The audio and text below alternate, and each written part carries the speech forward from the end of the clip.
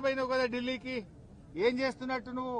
బడే బైతో నీకు మంచి సంబంధాలే ఉన్నాయి కదా, మరి చోటే బై పోయి ఆ బడే బైని కలిసి ఈ పత్తి కొనండి, మా పత్తి రైతుల నిబంధనలు సవరించండి అని చెప్పాల్సిన బాధ్యత నీకు లేదా రేవంత్ రెడ్డి అని నేను అడుగుతా ఉన్నా.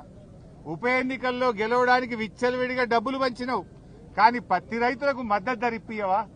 8,100కు అమ్మాల్సిన పత్తిని 6,000కు 7,000కు అమ్ముకొని ఇలా రైతులు నష్టపోతా ఉన్నారు. ఒకవైపు అకాల వర్షాలతో పంట దిగుబడి తగ్గిపోయింది, పత్తి చేన్లన్నీ దెబ్బతిన్నాయి. ఆ పండిన పత్తి కూడా కొనే దిక్కులేక పెట్టిన పెట్టుబడి రాక ఇలా రైతులు ఆత్మహత్య చేసుకునే పరిస్థితులు ఏర్పడతా ఉన్నాయి.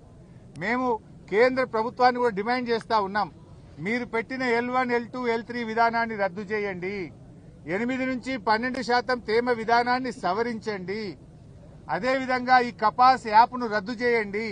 రైతులకు ఎవరికి స్మార్ట్ ఫోన్లు ఉండవు, కపాస్ యాప్లో అందరూ కూడా నమోదు చేసుకోవాలంటే సిగ్నల్ ఉండదు, స్మార్ట్ ఫోన్లు ఉండవు, ఆ రైతులకు ఇబ్బంది అవుతా ఉంది, దాన్ని రద్దు చేయండి. పోయిన సంవత్సరం ఏ పద్ధతిలో అయితే 1 ఎకరాకు 12 క్వింటాళ్ల పత్తి కొనరో ఈ సంవత్సరం కూడా అదే పద్ధతుల్లో 12 క్వింటాళ్ల పత్తి కొనాలని చెప్పి నేను బీజేపీ ప్రభుత్వాన్ని డిమాండ్ చేస్తా ఉన్నా. ముఖ్యంగా 8 మంది బీజేపీ ఎంపీలు గెలిచారు. ఏం చేస్తున్నారు మీరు? 8 మంది బీజేపీ ఎంపీలు కేంద్రం మీద ఒత్తిడి తేవాల్సిన బాధ్యత లేదా? పత్తి రైతులు ఆత్మహత్యలు చేసుకుంటే మీకు కనికరం లేదా అని నేను అడుగుతా ఉన్నా. ఈరోజు ఈ 8 మంది ఎంపీల పరిస్థితి ఎట్లుందంటే ఆ పంట పొలాల్లో ఉండే దిష్టి బొమ్మలు మీకంటే నయం. కనీసం ఆ దిష్టి బొమ్మలన్నా ఆ కోతులు రాకుండానో, అడవి పందులు రాకుండానో, పక్షులు రాకుండానో అన్న ఆ దిష్టి బొమ్మలు పనిచేస్తాయి. మీరేం లాభం 8 మంది ఎంపీలు గెలిచి? ఒక్కసారి నోరు విప్పరు, పత్తి రైతుల గురించి మాట్లాడరు, కేంద్ర ప్రభుత్వాన్ని ప్రశ్నించరు. ఇక 8 మంది కాంగ్రెస్ ఎంపీలు గెలిచిండ్రు, ఎంతసేపు కేసీఆర్ ను తిట్టుడు, బీఆర్ఎస్ ను తిట్టుడే. మీరు ఎన్నడన్నా పత్తి రై ఎందుకు గొంటలేరు అని పార్లమెంట్ లో 8 మంది కాంగ్రెస్ ఎంపీలు నిలదీశారా, ప్రశ్నించారా? కాంగ్రెస్ ప్రశ్నించదు, బీజేపీ అడగదు. ఇవాళ బీజేపీ ప్రభుత్వము బడా పారిశ్రామికవేత్తలకు 1,00,000 కోట్ల రూపాయల రుణమాఫీ చేశారు, 1,00,000 కోట్లు మాఫీ చేశారు. మరి మా రైతులకు ఎందుకు చేయరు? బీజేపీ ప్రభుత్వం 1,00,000 కోట్లు బడా పారిశ్రామికవేత్తలకు మాఫీ చేశారు, మా పేద రైతులకు ఎందుకు చేయరు? ఇలా పత్తి పండించేదే ఎక్కువ గిరిజన రైతులు, బీసీ రైతులు, దళిత రైతులు, పేద వర్గాల రైతులే పత్తి పండిస్తూ ఉంటారు. ఇలా కేంద్ర ప్రభుత్వం ఎట్లుందంటే విదేశాల నుంచి పత్తి దిగుమతి చేసుకుంటే అక్కడ మాత్రం నిబంధనలు సవరించి 11% ఏదైతే పత్తి మీద ట్యాక్స్ ఉండనో దాన్ని రద్దు చేశారు. దిగుమతి సుంకాన్ని రద్దు చేసి విదేశాల నుంచి ఇబ్బడి ముబ్బడిగా పత్తిని భారతదేశంలోకి తెస్తా ఉన్నారు. దాంతో పత్తికి, మన రైతులు పండించిన పత్తికి డిమాండ్ తగ్గింది, వ్యాపారస్తులు కొనడం లేదు. 8,100కు అమ్మాల్సిన పత్తి వ్యాపారస్తులు 5,000-6,000కు కూడా కొంటలేరు.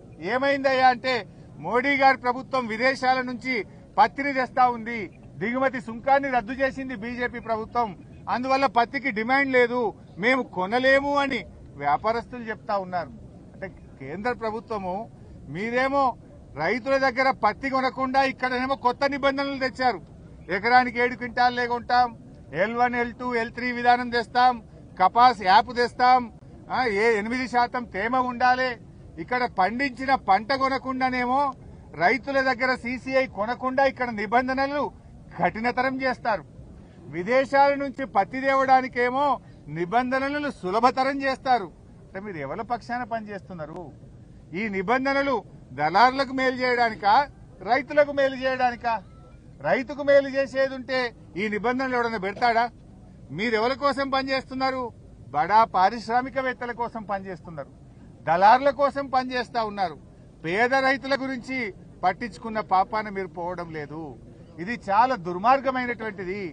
ఈ రేవంత్ రెడ్డి గారి ప్రభుత్వంలో 406 మంది రైతులు ఇప్పటిదాకా ఆత్మహత్యలు చేసుకున్నారు.